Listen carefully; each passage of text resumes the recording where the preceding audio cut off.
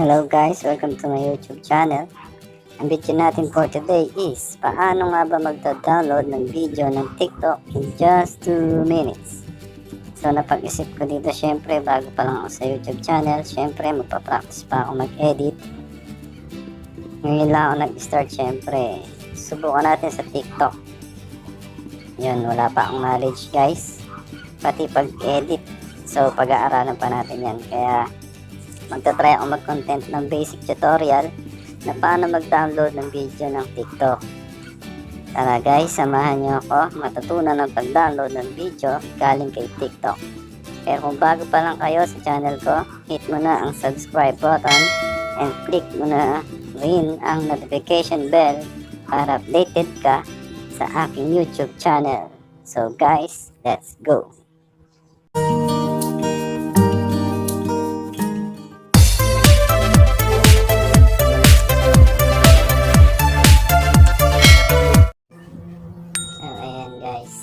Tuturo ko sa inyo paano mag-download ng video gamit ang TikTok. So ayan, punta tayo sa TikTok. So ayan, pipili tayo ng video kung anong gusto natin. Ayan, si ate maganda. So ayan, click lang natin yung share, copy link. So ayan, ganda ni ate, no? Tapos ayan, after nyan, syempre pupunta tayo sa Google. So ayan, sa search natin dyan yung savefrom.net. So ayan, after nyan,